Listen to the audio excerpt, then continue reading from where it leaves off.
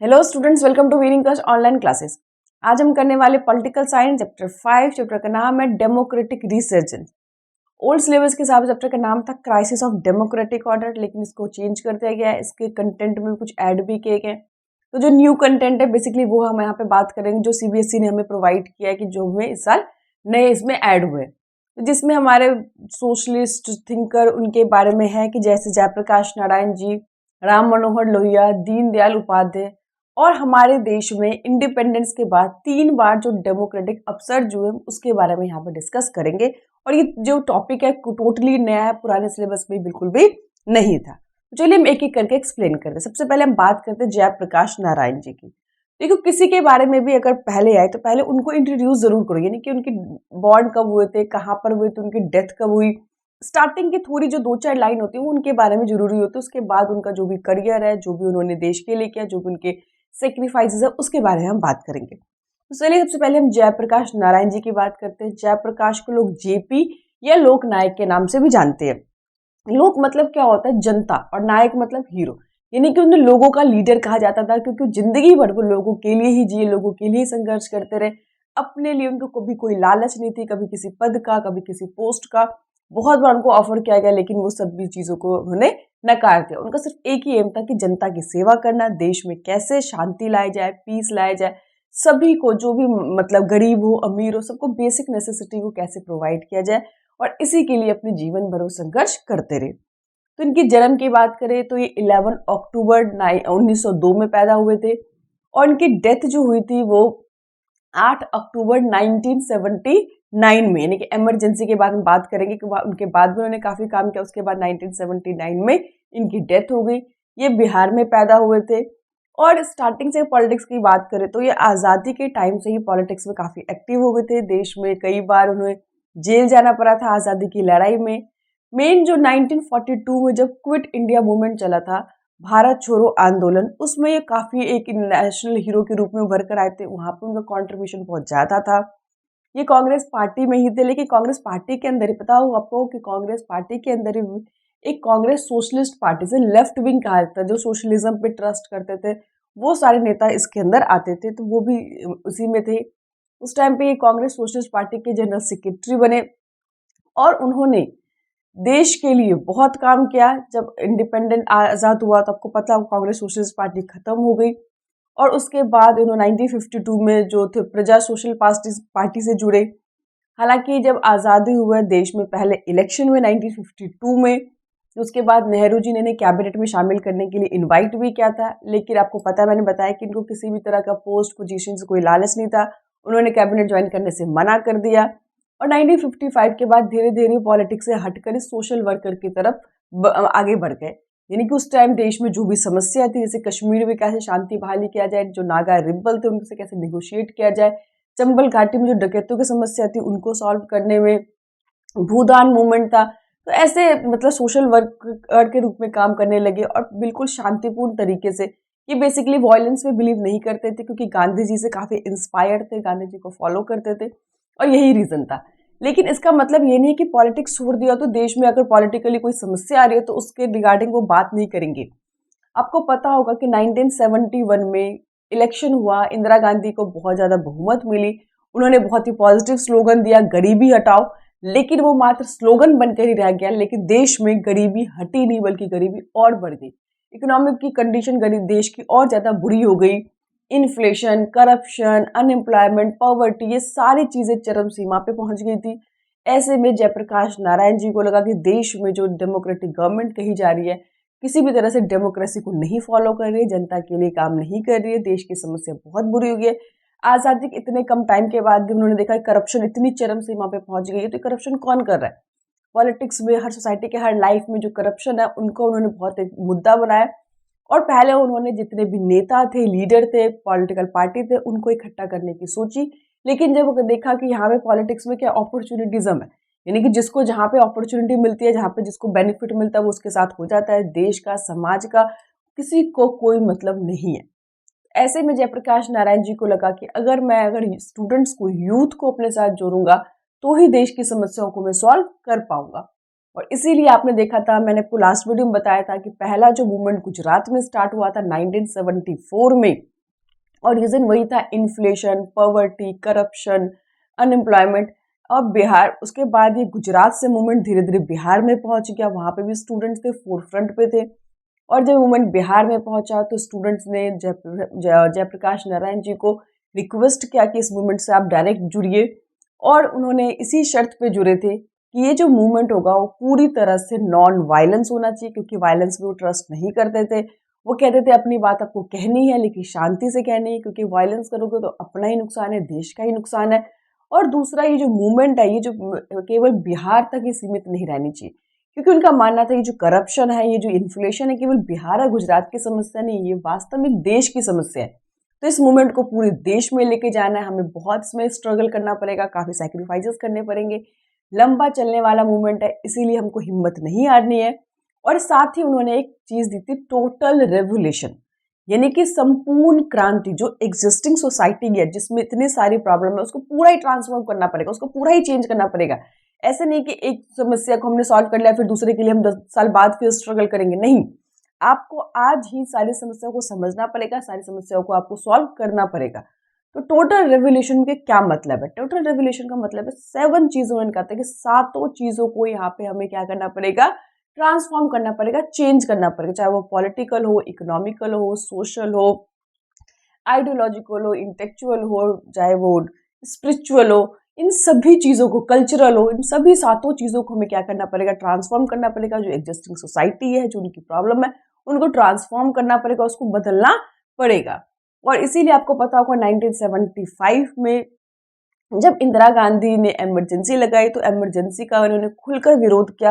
इनको जेल में भी डाला गया, लेकिन उन्होंने फिर भी अपनी मूवमेंट को छोड़ा नहीं, और उन्होंने जितनी भी दूसरी पॉलिटिकल पार्टी थी उन सबको इकट्ठा किया और कहा कि इस कांग्रेस को सत्ता से दूर करना है तो हमें अलग अलग नहीं लड़ना होगा, हमें सबको एकजुट एक साथ आना पड़ेगा। और इसीलिए इनकी लीडरशिप में ही जनता पार्टी का गठन हुआ था। और 1977 के जब इलेक्शन हुआ था तो जो जनता पार्टी है उसको पूर्ण बहुमत मिली थी।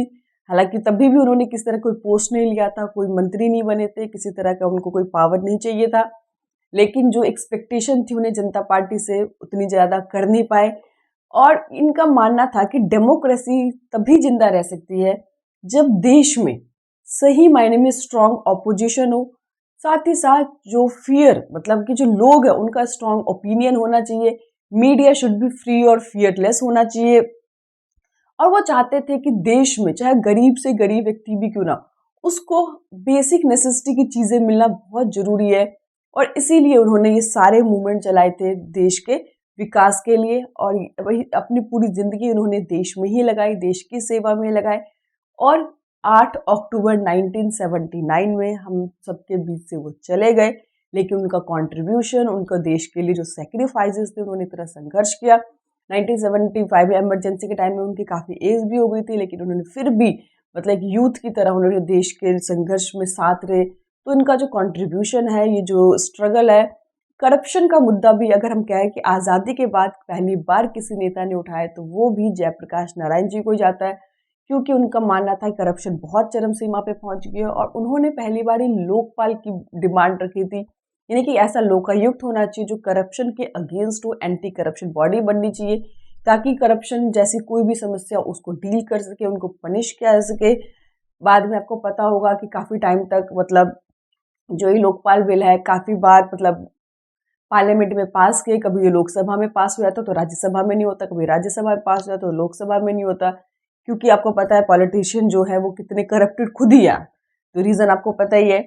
लेकिन फाइनली आपको पता होगा हमारे देश में अन्ना हजारे ने भी इस मूवमेंट को उठाया, लोकपाल की उन्होंने डिमांड की, और जब आम आदमी पार्टी की सरकार बनी तो 2013 में फाइनली इस बिल को पास किया गया, करप्शन के अगेंस्ट लोकपाल बिल को पास किया गया। तो ये हम बेसिकली जयप्रकाश नारायण जी की बात कर रहे हैं, हम उनके टोटल रेवोल्यूशन की बात कर रहे हैं, कैसे उन्होंने कहा कि समाज में पूरा चेंजेस लाना पड़ेगा, संपूर्ण क्रांति की उन्होंने बात की थी। अब दूसरे जो हमारे नेता थे वो राम मनोहर लोहिया जी की बात करेंगे। ये और इनकी जो आइडियोलॉजी थी वो डेमोक्रेटिक सोशलिज्म थी। तो पहले इनके बारे में हम थोड़ा सा जान लेते हैं कि ये जो जन्म हुआ था 1910 में हुआ था, और 1967 में यानी कि 23 मार्च 1910 को ये बॉर्न हुए थे और 12 अक्टूबर 1967 में दिल्ली में इनकी डेथ हो गई थी। ये भी यूपी के नेता थे और इन्होंने भी, जैसे मैंने बताया कि जयप्रकाश नारायण जी कांग्रेस के अंदर ही एक दूसरी पॉलिटिकल पार्टी थी, कांग्रेस सोशलिस्ट पार्टी, हम उनको फाउंडर कह सकते हैं, उन्हीं से ये जुड़े हुए थे। जैसे 1948 में सोशलिस्ट पार्टी खत्म हो गई तो ये भी 1952 में जो प्रजा सोशलिस्ट पार्टी बनी वहाँ पे वो जुड़ गए थे। तो ये बेसिकली जो थे कहते थे कि भारत जैसे देश के लिए ना तो पूरी तरह से सोशलिज्म अच्छी चीज़ है और ना ही पूरी तरह से कैपिटलिज्म अच्छी चीज़ है। देखिए, सोशलिज्म और कैपिटलिज्म का पहले मतलब समझिए। सोशलिज्म मतलब होता है कि जो भी सोसाइटी के रिसोर्सेज होते हैं उन सभी चीज़ों पे सरकार का हाथ होता है, सरकार की मनमानी होती है, सरकार जो चाहेगी वो करेगी। लेकिन यहाँ पे क्या हुआ, सरकार कई बार क्या हो जाती है कि ऑटोक्रेटिक, मतलब कि बहुत ज़्यादा तानाशाह हो जाती है, जनता की बात को नहीं मानती। जैसे चाइना में आपने देखा होगा कि सोशलिज्म गवर्नमेंट है, सोशलिस्ट पार्टी ऑफ चाइना है, वहाँ पे सभी चीज़ें सरकार के कंट्रोल में है, मीडिया फ्री नहीं है, लोगों को मन की बोलने की आज़ादी नहीं है, right to free of speech नहीं है। उसके ऑपोजिट अगर हम कैपिटलिस्ट की बात करें तो कैपिटलिस्ट में क्या होता है, सबको ब्रेड तो मिल जाता है, खाना मिल जाता है, लेकिन समाज में दो वर्ग बन जाते हैं, एक अमीरों का जो इंडस्ट्रियलिस्ट होता है, दूसरा गरीबों का। और जब सोसाइटी दो भागों में बढ़ जाती है, सोसाइटी में जो डिस्पैरिटी है, जो इनइक्वालिटी है, चाहे वो रीजनल इनइक्वालिटी हो चाहे पर्सनल इनइक्वालिटी हो, ये दो भागों में हमेशा बढ़ जाएगा। वहाँ पे लोगों को कहने को इक्वालिटी होगी लेकिन इक्वालिटी होगी नहीं, वहाँ पे लोगों को फ्रीडम नहीं होगा, उनके मन की बात कहने की आज़ादी नहीं होगी, गरीब हमेशा गरीब ही रहेगा, अमीर हमेशा अमीर बनता जाएगा। तो उन्होंने कहा था कि भारत जैसे इकॉनमी के लिए ना तो पूरी तरह से जो इकॉनमी है कैपिटलिस्ट होनी चाहिए, ना ही पूरी तरह से सोशलिस्ट होनी चाहिए। उन्होंने बेसिकली कहा था कि हमारे भारत के हिसाब से हमारे जो वो सिस्टम है वो डेमोक्रेटिक सोशलिज्म होनी चाहिए।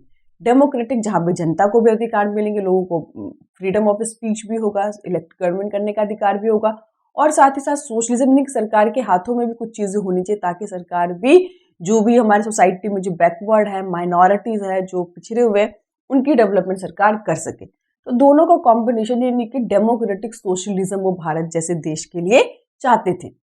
साथ ही साथ उन्होंने दो ऑब्जेक्टिव बताए थे, एक था इकोनॉमिक ऑब्जेक्टिव और एक था नॉन इकोनॉमिक ऑब्जेक्टिव।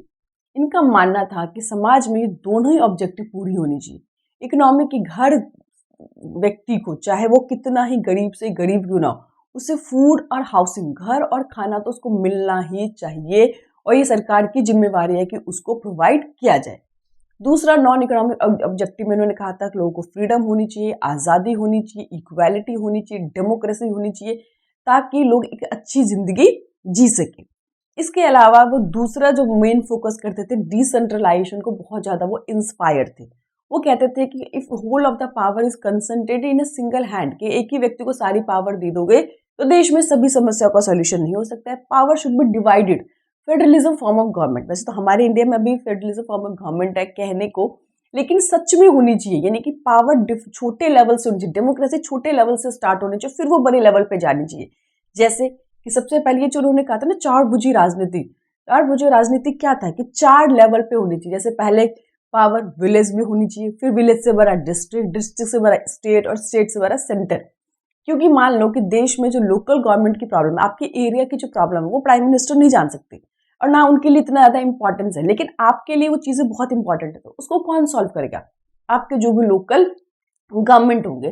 फिर उससे बड़ा डिस्ट्रिक्ट है कि वो, और ये चारों ही जो आपस में एक तरह से जो भुजा है वो आपस में क्या होना चाहिए, इंटरलिंक्ड होना चाहिए, कनेक्टेड होना चाहिए, एक दूसरे से जुड़े हुए होना चाहिए। सब मिलकर काम करेंगे तो देश में छोटे से लेकर बड़े तक हर समस्या का सॉल्यूशन किया जा सकता है। तो डेमोक्रेसी सिर्फ कहने के लिए नहीं कि आपने सरकार चूज कर ली, आपको वोटिंग पावर मिल गई। डेमोक्रेसी नीचे से स्टार्ट होनी चाहिए और ये चारों आपस में जब इंटरलिंक्ड होंगे, मिलकर काम करेंगे तो देश की छोटी बड़ी, विलेज, डिस्ट्रिक्ट, स्टेट, सेंटर, हर तरह की समस्याओं को देखा जाएगा और समझ कर उसको सॉल्व किया जाएगा। इसके अलावा उन्होंने एक और चीज कही थी समाज में, रिजर्वेशन। ये रिजर्वेशन किसकी बात कर रहे थे? स्पेशली नॉन रिलीजियस जो माइनॉरिटी है। आपको पता है हमारे समाज में शुरू से ही जो माइनॉरिटी है, जिन्हें अल्पसंख्यक कहते हैं, उनको दबाया जाता है। उनको जो डेवलपमेंट का हिस्सा मिलना चाहिए, जितना उनको डेवलपमेंट का मिलना चाहिए, वो उनको मिल नहीं पाता। इसीलिए वो चाहते हैं कि जो पॉलिटिक्स हो या एजुकेशन हो या जॉब्स हो, गवर्नमेंट जॉब्स हो, उनमें उनको रिजर्वेशन किया जाए ताकि वो इनके थ्रू आगे आ जा सके और धीरे धीरे पावर को गेन कर सके। दूसरा उन्होंने कहा कि सोसाइटी में एक और बहुत बड़ी हमारे यहाँ पे जो बुराई है वो ये बुराई है कि यहाँ पे जो वुमेन है उनको ज़्यादा अधिकार नहीं दिया जाता है। यहाँ पे मेल डोमिनेटेड सोसाइटी है। यहाँ पे मेल डोमिनेटेड सोसाइटी का मतलब होता है कि चाहे आप अपने आसपास देख लो, घर में देख लो, मेजर डिसीजंस कौन लेते हैं? जनरली घर के मेल लेते हैं। यहाँ पे वुमेन्स को ना तो कोई अधिकार दिया जाता है, ना उनको बोलने का, ना उनको एजुकेशन देने का। और अगर हम पॉलिटिक्स में बात करें, पावर की बात करें, तो वहाँ पे भी वुमेन की जो रिप्रेजेंटेशन है बहुत कम है। हालांकि देश आज इतना आगे बढ़ गया है, लेकिन फिर भी पॉलिटिक्स में जिस तरह से मेल डोमिनेटेड पॉलिटिक्स है, सोसाइटी है, उस तरह से वुमेन को नहीं दिया जाता है। तो उनके लिए रिजर्वेशन होनी चाहिए। और आपको पता होगा कि लोकल गवर्नमेंट में बिहार हो गए, राजस्थान हो गए, वहाँ पे 1/3 वुमेन की रिजर्वेशन भी की गई है ताकि वुमेन पॉलिटिक्स में आए, पावर गेन करे। जब वो पावर गेन करेगी, अवेयर होगी, एजुकेटेड होगी, तो ही समाज में वो आगे बढ़ पाएंगी और जो अपने अधिकारों की डिमांड करेगी। इसके लिए उन्होंने कहा कि जो यूथ है वो एक बहुत इंपॉर्टेंट रोल प्ले कर सकते हैं। जो एक सोशल एविल है उसको इरेडिकेट करने के लिए, उसको खत्म करने के लिए उनको उन्होंने कहा कि आपको आगे आने पड़ेगा, क्योंकि देश में सही मायने में समस्या अगर खत्म हो सकती है वो यूथ ही कर सकते हैं। क्योंकि जो यंगस्टर होते हैं वही कल के भविष्य बनेंगे। अगर उनको बदल दिया जाए, उनको थिंकिंग को चेंज कर दिया जाए, तो आने वाला जो हमारा समाज होगा, देश होगा, वो ऑटोमेटिकली अच्छा होगा। वो उसमें अपने आप ही रिफॉर्म्स आ जाएगी। तो उन्होंने कहा ये जो माइनॉरिटी की जो प्रॉब्लम है उनको हमेशा दबाया जाता है, जो मेल डोमिनेटेड सोसाइटी है जहाँ पे वुमेन को अधिकार नहीं दिया जाता, तो ये सब चीज़ों को हमें दूर करना है अपनी सोसाइटी के जो एविल्स है। उसके बाद मैंने बताया सोशलिज्म के काफ़ी फेवर में थे। तो ये कहते थे कि सभी पार्टियों को क्या करना चाहिए, सोशलिज्म में मर्ज होना चाहिए। इसका मतलब ये नहीं कि सारे पार्टी सोशलिस्ट पार्टी बन जाए। बेसिकली अपनी आइडियोलॉजी क्या होनी चाहिए, सोशलिज्म होनी चाहिए। सोसाइटी के लिए आप सोचो। और इसके लिए उन्होंने कहा कि 3 सिंबल भी दिए सोशलिस्ट पार्टी के, स्पेड, वोट और प्रिजन। स्पेड मतलब कि जब भी आप समाज में कुछ भी करना चाहोगे, कुछ भी नया करना चाहोगे, तो आपको एफर्ट लगाना पड़ेगा। स्पेड बेसिकली क्या इंडिकेट करता है, क्या सिंबल है कि एफर्ट, कि बिना मेहनत के, बिना एफर्ट के कुछ भी नहीं किया जा सकता। अगर आपको समाज में क्रांति लानी है, परिवर्तन लाना है, कुछ नया करना है, तो उसके लिए आपको स्ट्रगल करना पड़ेगा, मेहनत करनी पड़ेगी, एफर्ट डालना पड़ेगा। दूसरा जो उन्होंने सिंबल बताया, वोट। आपको पता होगा वोटिंग की जो पावर है वो बहुत ज़्यादा है। हम आपको जो अधिकार मिला है, राइट टू वोटिंग, ये कोई छोटे अधिकार नहीं है कि आप खुद अपने रूलर को चूज कर सकते हो, और आपको नहीं पसंद, वो सही से काम नहीं करे, तो उनको आप हटा भी सकते हो। जैसे आपने देखा होगा कांग्रेस पार्टी 100 साल से भी पुरानी पार्टी है, लेकिन जब उसने मनमानी करनी स्टार्ट कर दी तो इमरजेंसी के टाइम में इंदिरा गांधी जैसे दिग्गज नेताओं को भी हरा दिया गया। और अभी आपने देखा होगा कि दिल्ली के अंदर जब कांग्रेस बीजेपी दोनों के हमने काम देख लिए, दोनों हमें नहीं पसंद आए, तो 2012 में अन्ना हजारे के आंदोलन से एक नई पॉलिटिकल पार्टी उभर कर आई, आम आदमी पार्टी। और उन्होंने कितना बड़ा पावर गेन किया दिल्ली के अंदर। पिछले 2 सालों से पूरा क्लियर मेजोरिटी के साथ वो जीत रहे हैं। तो वो क्या दिखाते हैं कि हमें और आपको जो एक अधिकार मिला है, राइट टू वोट, ये छोटे अधिकार नहीं है, बहुत बड़ा पॉलिटिकल राइट है। इस राइट के थ्रू हम समाज में चेंजेस ला सकते हैं, परिवर्तन ला सकते हैं। और कोई भी सरकार जो मनमानी करती है, जनता की बातों को नहीं सुनती, उसको हमेशा हमेशा के लिए हटाकर हम फेंक सकते हैं। तीसरा उन्होंने कहा प्रिजन, यानी कि जेल।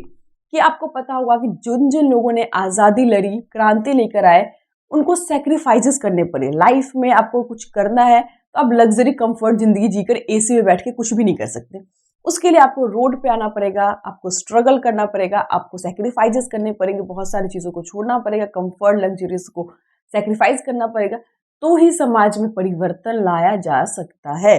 जैसा आपने देखा कि जयप्रकाश नारायण हो या राम मनोहर लोहिया जी हो, चाहे महात्मा गांधी हो, तो ये महात्मा गांधी से काफ़ी इंस्पायर थे, इन्फ्लुएंस थे, और इसीलिए उन्होंने महात्मा गांधी को फॉलो भी किया था। लेकिन महात्मा गांधी कुछ चीज़ों से राम मनोहर लोहिया एग्री नहीं थे। जैसे कि उन्होंने कहा था कि ट्रस्टशिप, ये जो गांधी जी की सोच थी, उन्होंने इसको कहा था वेस्टर्न सोच है, और इस सोच को उन्होंने पसंद नहीं किया। दूसरा उन्होंने कहा जी एक्सेसिव नॉन वायलेंस। ठीक है, नॉन वायलेंस को मानते हैं, पर हर चीज़ के लिए आप जो कहते हैं कि नॉन वायलेंस, एक्सेसिव हमें रिलायंस नहीं करना चाहिए नॉन वायलेंस को, कहीं पे हमें जोर जबरदस्ती भी करनी पड़ जाती है। तो तीसरा उन्होंने कहा, जो आपको पता है गांधी जी चरखा चलाते थे, बेसिकली स्पिनिंग करते थे, उन्होंने कहा कि आज की सोसाइटी के हिसाब से आपको मॉडर्न मशीनरी को भी पसंद करना चाहिए, उसको भी मोटिवेट करना चाहिए, क्योंकि ये चरखा जो है, खादी जो है, ये क्या करता है कि आपकी सारी आवश्यकताएं पूरी नहीं कर सकता। तो वो कहते थे कि इंडस्ट्रियलाइजेशन को भी प्रमोट करो, क्योंकि लेकिन इंसान को सब्स्टिट्यूट, मतलब जो मशीनरी है इंसान का सब्स्टिट्यूट नहीं होना चाहिए। उसको कॉम्प्लीमेंट प्रोवाइड करे, यानी कि इंसान के काम को ईजी करे। समझा, वेस्टर्न में मशीनरी लोगों की जरूरत है, वहां पे क्या है, शॉर्टेज ऑफ मैन पावर है, तो वहां पे हर काम करने के लिए आपको मशीनरी चाहिए, तो वो ह्यूमन को सब्स्टिट्यूट कर सकता है, उसको रिप्लेस कर सकता है। बट इंडिया जैसे देश में जहाँ पे ऑलरेडी इतनी बल्क में इतना एबंडेंस पॉपुलेशन है, वहां पे आप वेस्टर्न कल्चर को अडॉप्ट कर लोगे बिना सोचे समझे, वहां से आप मशीनरी ले आओगे, ह्यूमन को रिप्लेस कर दोगे, तो ये बहुत बड़ी दिक्कत हो जाएगी, लोग जॉबलेस हो जाएंगे, अनएम्प्लॉयमेंट बहुत ज्यादा फैल जाएगी। आपको क्या करना है कि उसको कॉम्प्लीमेंट करना है, यानी कि इंसान के काम को ईजी बनाए, वो और ज्यादा काम कर सके, इस तरह करना है, ना कि आपको पूरी तरह से वेस्टर्न कल्चर को फॉलो करना है। तो ये चीज उनके थोड़ी सोच अलग थी, अदरवाइज वो नॉन वायलेंस को प्रमोट करते थे बट एक्सेसिव रिलाई नहीं करते थे। तो ये राम मनोहर की लोहिया की सोच थी, और बहुत ही कम उम्र में, केवल 57 ईयर्स में दिल्ली में उनकी डेथ हो गई थी, और इनका वो जो कॉन्ट्रीब्यूशन है देश के लिए बहुत ज़्यादा है, हम उसको हमेशा याद करेंगे। अब आज हम तीसरी बात करते हैं दीनदयाल उपाध्याय की।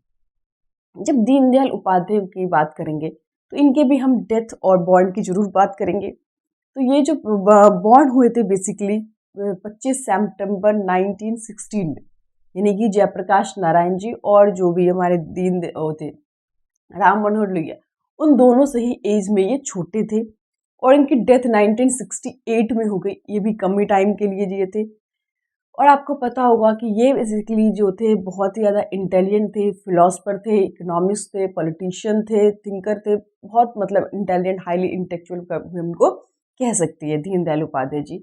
और आपको पता होगा आरएसएस, जो आज भी मतलब हम और आप नाम सुनते हैं, बीजेपी से काफ़ी एसोसिएटेड है। आरएसएस की विंग पार्टी थी भारतीय जन संघ, उस टाइम पे, बाद में ये खत्म होकर बीजेपी बनी। तो बेसिकली बीजेपी की जो पेरेंट पार्टी हम भारतीय जनसंघ को कह सकते हैं, वो उनसे जुड़े हुए थे। हिंदुत्व की जो छवि है, हिंदुत्व या बीजेपी की, वो भी इनसे काफ़ी इंस्पायर्ड थे। तो इनकी जो थिंकिंग थी इंटीग्रल ह्यूमनिज्म, ये ह्यूमन के डेवलपमेंट पे बहुत ज़्यादा फोकस करते थे। इन्होंने कहा जो ह्यूमन होना चाहिए वो सेंटर कोर होना चाहिए, यानी कि डेवलपमेंट का मेन जो सेंटर होना चाहिए वो इंसान होना चाहिए।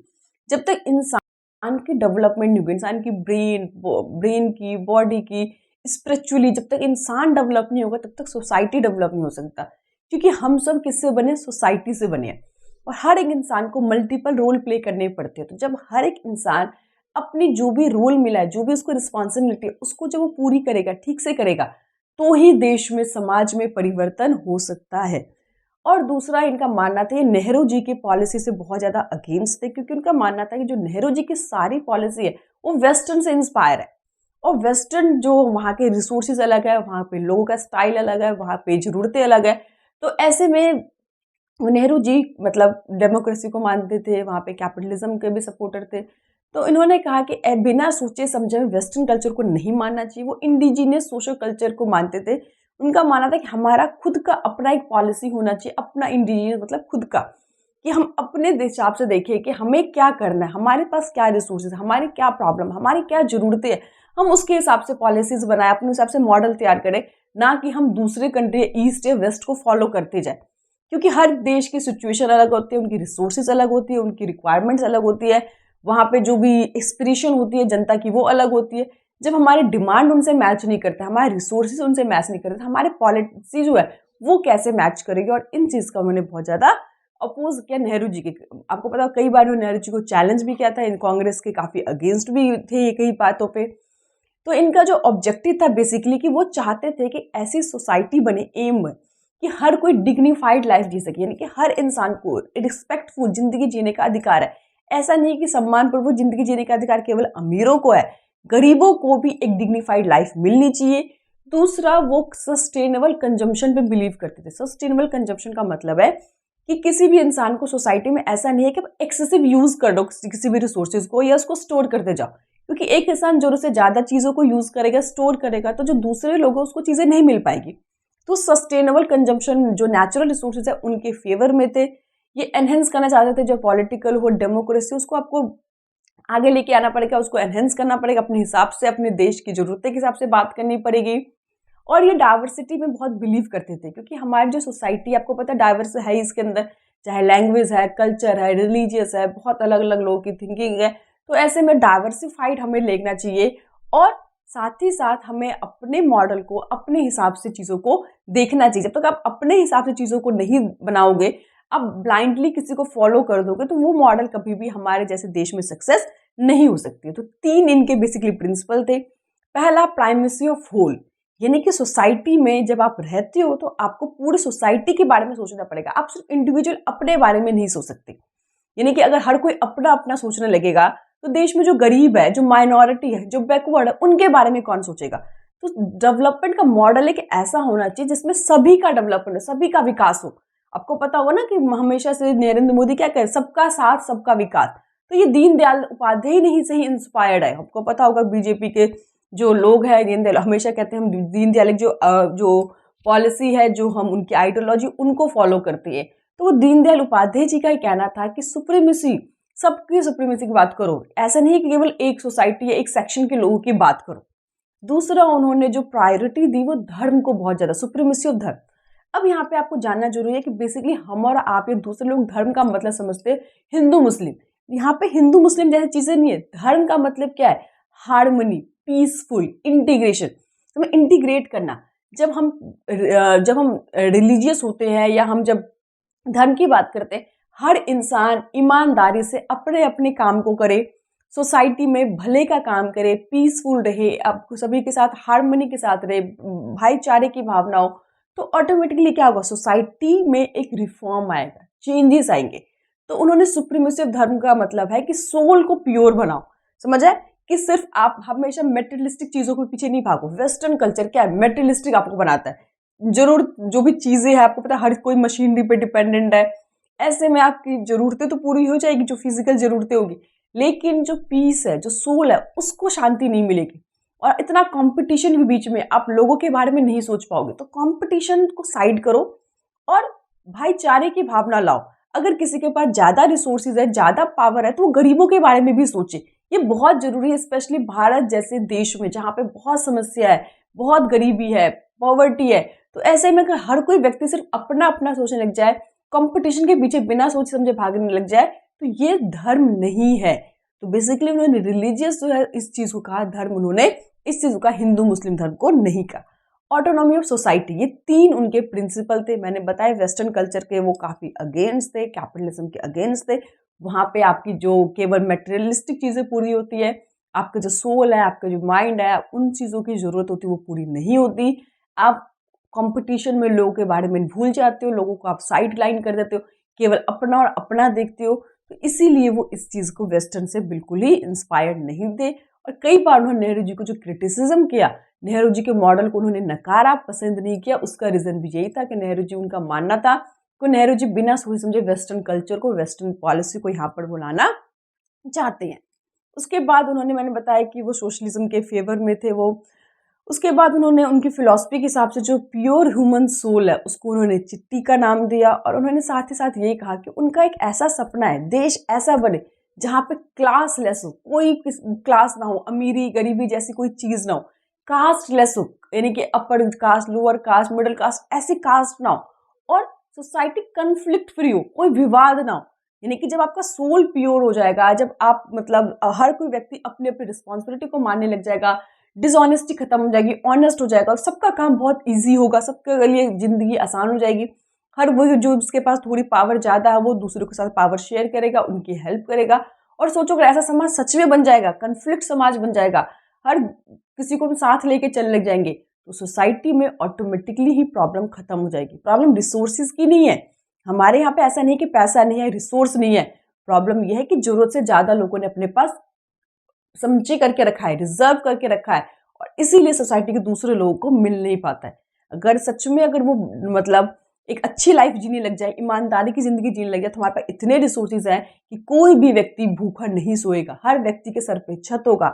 अगर पॉलिटिकल लीडर ही ईमानदारी से काम करने लग जाए, तो ना तो पैसों की कमी है, ना रिसोर्सेज कमी है तो केवल नीयत की। तो वो यहीं पे कह रहे हैं कि नीयत ठीक रखनी है, आपको अपने आत्मा को इम्प्रूव करना है, आपको अपने काम में, गवर्नेंस में, पॉलिटिक्स में आपको ईमानदारी रखनी है, जो कि आज के टाइम में नहीं है। तो वो इस तरह की चीजों की बात करते थे। तो ये बेसिकली हमने तीनों के बारे में पढ़ लिया, जयप्रकाश नारायण जी के बारे में पढ़ लिया, हमने दीनदयाल उपाध्याय के बारे में पढ़ लिया, और राम मनोहर लोहिया के बारे में हमने पढ़ लिया। अब आपको पता होगा कि जो डेमोक्रेटिक अपसर्ज की बात करते हैं, अपसर्ज मतलब होता क्या है कि डेवलपमेंट, कि हमारे देश में डेमोक्रेसी तो आ गई, लेकिन डेमोक्रेसी में कब कब डेवलपमेंट देखने को मिली, कब हम एक कदम और डेमोक्रेसी में आगे बढ़े। तो पहले हम इसको 3 भागों में डिवाइड करते हैं। पहले 1950 से लेकर 70 के बीच में फर्स्ट डेमोक्रेटिक अपसर्ज देखने को मिला, दूसरा 1980 में, और तीसरा 1990 में। ये 3 आपको जो एरा है, डेट है, वो आपको बेसिकली याद करने। अब 1950 से 70 के बीच में क्या हुआ, क्या पॉलिटिकल अपसर्ज देखने को मिला। तो पहला डेवलपमेंट देखने को मिला, आपको पता होगा जब देश में पहली बार 1952 में इलेक्शन हुए, तो फॉरेनर जो थे, जो विदेश के लोग थे या दूसरे कंट्री के लोग, तो उन्होंने कहा कि भारत जैसे देश में डेमोक्रेसी नहीं आ सकती, क्योंकि आज से पहले डेमोक्रेसी केवल डेवलप नेशन में, एजुकेटेड जहाँ पे लोग हैं, जहाँ पे पॉवर्टी ना हो, अनएम्प्लॉयमेंट ना हो, सबके पास खाना हो, लोग एजुकेटेड हो, इंटेलिजेंट हो, लिटरेट हो, वहीं पर डेमोक्रेसी सक्सेस हो सकती है। भारत जैसे देश में डेमोक्रेसी नहीं हो पाएगी। लेकिन जब देश में पहली बार 1952 में इलेक्शन हुए, तो मैंने कहा था कि काफ़ी कॉम्पिटिटिव स्पिरिट था लोगों में, एक एक सीट के लिए 4-4 बंदे खड़े हुए थे, और 50% से भी ज़्यादा लोगों ने उसमें पार्टिसिपेट किया था। तो वहीं से लोगों का मुंह बंद हो गया, लोगों ने देख लिया कि ऐसा कुछ नहीं है। अगर आप सच में कहीं पे भी डेमोक्रेसी इस्टेब्लिश करना चाहो, तो देश के किसी भी कोने में डेमोक्रेसी हो सकती है। तो ये जो पार्टिसिपेशन था, ये जो कॉम्पिटिटिव स्पिरिट थी, ये एक बहुत ही ज़्यादा, हम कहते हैं ना, पॉलिटिकल डेवलपमेंट था, डेमोक्रेसी के लिए एक बहुत बड़ी चुनौती थी। हमने उसको एक्सेप्ट किया था। आपको पता होगा, हमने जो यूनिवर्सल एडल्ट फ्रेंचाइज पहले भारत में ही आई थी। वेस्टर्न जो थे, यूरोप के बहुत सारे देश थे जो हमसे ज़्यादा डेवलप थे, वहाँ पर वुमेन को अधिकार नहीं दिया गया था, लेकिन हमने यहाँ पर डेमोक्रेसी भी इस्टेब्लिश की, यूनिवर्सल एडल्ट फ्रेंचाइज को भी इस्टेब्लिश की, और सक्सेसफुली हमारे देश में तब से लेकर आज तक चल रही है। समझ में आए? वो पार्टिसिपेशन के पॉइंट ऑफ व्यू से ये जो लोगों की मिथ थी, एक गलत धारणा थी कि वेस्टर्न कल्चर जो डेवलप नेशन इसको एक्सेप्ट कर सकते, वो कर सकते हैं, वो हमने पूरी तरह से क्या कर दिया, खत्म कर दिया, और दिखाया कि भारत में भी ऐसी कैपेबिलिटी है। दूसरा 1980 में, 1980 में आपको पता होगा कि उस टाइम पे एक नई क्रांति आई थी कि जितने भी अदर जो माइनॉरिटीज़ थे, बैकवर्ड क्लासेस थे, जिसमें एससी, एसटी, ओबीसी, उनका पार्टिसिपेशन बहुत ज़्यादा बढ़ा। उस टाइम पे बहुत सारी पॉलिटिकल पार्टी बनी कि जो कास्ट के बेस पे थी। आपने सुना होगा बीएसपी, बहुजन समाज पार्टी, ये भी कहती है कि मैं दलित की पार्टी हूँ, दलित के लोग उसको सपोर्ट भी करते हैं। तो ऐसे जो रिप्रेजेंटेशन की जो भी सोसाइटी की जो माइनॉरिटीज़ हैं, जो बैकवर्ड है, एससी, एसटी, ओबीसी, उन लोगों ने भी पॉलिटिक्स में काफ़ी इंटरेस्ट लेना स्टार्ट किया। उन्होंने पॉलिटिकल पार्टी बनाई, उन्होंने रिप्रेजेंटेशन अपनी बढ़ाई। हालांकि ऐसा नहीं है कि बहुत कुछ लोगों ने कंट्रीब्यूट भी किया, बट उन्होंने, योगेंद्र यादव थे उस टाइम पे, उन्होंने इसको कहा कि ये सेकंड डेमोक्रेटिक अपसर्ज है कि पहली बार इतनी ज़्यादा जो बैकवर्ड लोग हैं, जो पिछड़े हुए समाज के लोग हैं, वो भी पावर गेन कर रहे हैं, वो भी इलेक्शन लड़ रहे हैं, वो भी पॉलिटिकल रिप्रेजेंटेशन शो कर रहे हैं। हालांकि इस पॉलिटिक्स इलेंस से जो गरीब लोग हैं, जो बहुत अभी भी बैकवर्ड है, उनके लिविंग स्टाइल में कोई काफ़ी मतलब कोई ज़्यादा फर्क नहीं पड़ा। लेकिन इसके बावजूद जो पार्टिसिपेशन था, जो लोगों की रिप्रेजेंटेशन थी, वो देखने को ज़्यादा मिली 1980 के दशक में। और तीसरा जो पॉलिटिकल अपसर्ज कह सकते हैं 1990 में, आपको पता होगा कि 1989 में हमारे देश में कॉन्स्टिट्यूशन अमेंडमेंट किया गया था, और उसमें पहले वोटिंग की जो एज थी 21 ईयर्स थी, यानी कि अगर 21 साल के बाद ही आप वोट देने का अधिकार आपको मिलता है। लेकिन कॉन्स्टिट्यूशन में अमेंडमेंट किया गया 1989 में, और इस एज को 18 साल कर दिया गया। तो यूथ यानी कि और लोग इसमें इलेक्शन में पार्टिसिपेट करने लगे। तो यहाँ पे क्या हुआ कि यूथ पार्टिसिपेशन बहुत ज़्यादा बढ़ गया। समझ आया? सोसाइटी में जो यूथ जब किसी चीज़ में जुड़ते हैं, मैंने बताया आपको, तो उसका जो है नक्शा ही बदल जाता है, चेहरा ही बदल जाता है। तो यहाँ पे यूथ को बहुत ज़्यादा मतलब इंपॉर्टेंस दिया गया, यूथ को अपने साथ जोड़ा गया, उनकी पार्टिसिपेशन बढ़ी। दूसरा, इसमें एलपीजी, लिबराइजेशन, ग्लोबलाइजेशन और प्राइवेटाइजेशन, 3 चीज़ों को रिफॉर्म किया गया, क्योंकि उस टाइम पे हमारी इकोनॉमी थी काफ़ी मतलब पिछड़ गई थी। तो हमें क्या करता, अब अपनी इकोनॉमी को रिफॉर्म करना था, सुधारना था। इसीलिए हमने अपनी पहले हमारी इकोनॉमी क्लोज्ड इकोनॉमी थी, यानी कि हम दूसरों देशों से फ्री ट्रेड नहीं करते थे। समझ में आया? हम जो इम्पोर्ट सब्सिट्यूट को प्रमोट करते थे, डोमेस्टिक चीज़ों को प्रमोट करते थे, इंटरनेशनल ट्रेड को हमने बैन कर रखा था एक तरह से। हमने वो क्या करा, ग्लोबलाइजेशन करी कि सारी जो इकोनॉमी है उसको ओपन कर दी। प्राइवेटाइजेशन यानी कि जो सेक्टर गवर्नमेंट ठीक से नहीं चला पा रही है, जो बीमार हो चुके हैं, जो लॉसेज में चल रहे हैं, उसको हमने प्राइवेट करना स्टार्ट किया है। और लिबराइजेशन, अपनी इकोनॉमी को लिबरल बनाए, अननेसेसरी को जो रिस्ट्रिक्शन थे ट्रेड पे, उन सबको हमने हटा दिया। तो ये एक नई चीज़ थी। साथ ही साथ यहाँ पर क्या होता है, 1989 के बाद 90 के दशक में जितने भी इलेक्शन हुए, ज़्यादातर कोलिशन गवर्नमेंट बनेगी, यानी किसी भी सरकार को क्लियर मेजोरिटी नहीं बनी।